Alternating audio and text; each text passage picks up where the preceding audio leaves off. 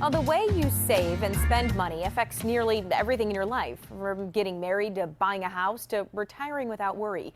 So that's why it is vital to avoid making mistakes. Greg Taylor is back along with Vice President Kristen Taylor of Legacy Retirement Group, and they have 5 of the most common mistakes people make. So thank you both for being with me. Thank you for having us. Now, how much of an impact, because we're going to look at 5 different mistakes, can any of these mistakes really make on somebody's overall planning? Is this something where one mistake can make a huge difference?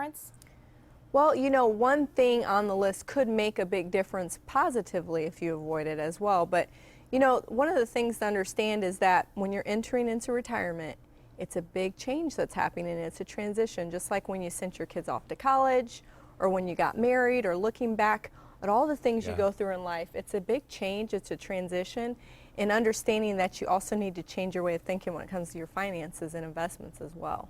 Okay, let's start with the first mistake you say a lot of people do, and that's letting emotions guide their decisions. Yeah, and Greg will get in a lot of trouble for saying this, so I'll say it. Women typically are the culprit here. We are emotional, and that's just how we're wired. And when you're making financial decisions, the worst decision you can make is based on emotions. So for instance, the markets are dropping like we've dealt with the last week, right? The markets have been really in a downturn, and jumping out right away when it's at the worst time possible to jump out, and that decision's made emotionally. There's no rhyme or reason. It's just, oh, the markets are down, I'm going to jump out. So you want to make a decision based on using tools that are going to make you be successful, and so that it's an educated decision when you're deciding to get out of the market, for instance, or retire, or any of those things. Any big decision. Right, because fear and greed are those 2 big emotions with our investing, and as long as we have a good solid game plan, then we don't have to let emotions drive us. We can know that our plan will succeed if we just stick with it and stay the course, and those are the things that we have to teach people, to keep emotions from really causing you to make huge mistakes. Right. Okay, let's move on to number 2, which is getting advice from the wrong people. And I imagine this could really take a turn if you do that. Yeah. And this is so common because it's very easy for a worker to go to their coworkers and say, you know, I don't really get help on my 401k decisions. And what did you do? Yeah, what did you do? And or, you know, they look and say, well, what did the best the last 4 or 5 years? Let me just do that. Or someone who has a successful family member and say, you know, they're an engineer or they're a doctor, they're certainly very smart, they could help me with my financial decisions.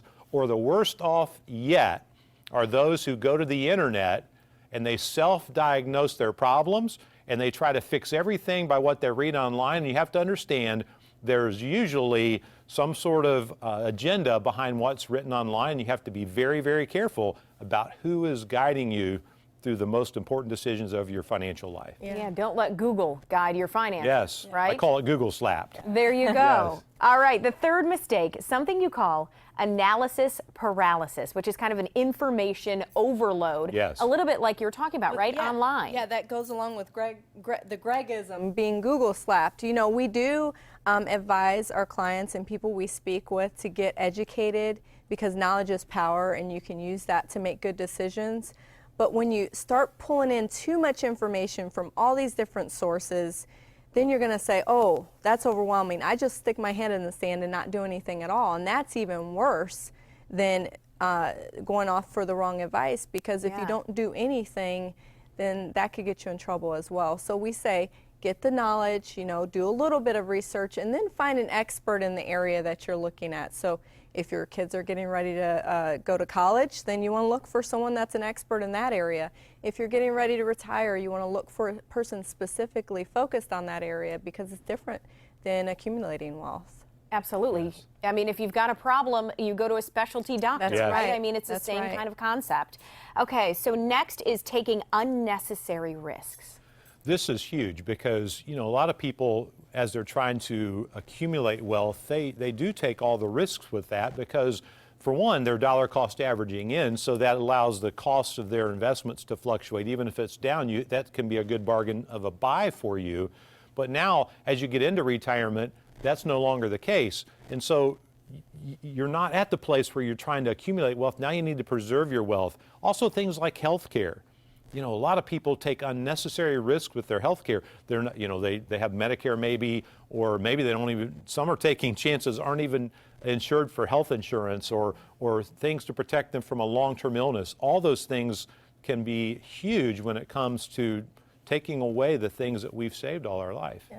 Okay, I want to mention the last one because we're running out of time, being undisciplined in your approach to investing. So you want people to get right in, know what they're going to be doing. Yes. Yes. Right? Yes, be organized. All right, let's talk about then your complete planning review, because this is a great way for you guys to help people. Yes. It really is, because there's so many areas that people need to know about, and the complete planning review will really see if anything is slipping through the cracks in any of those areas, if there's something that needs to be focused on. The first 10 callers that call in will be glad to sit down with them personally, and we'll also send them an electronic copy of my book, Winning Retirement, just to get to know a little bit before they come in. All right, I want to thank you, Greg and Kristen, for being with me. Thank you for You're welcome.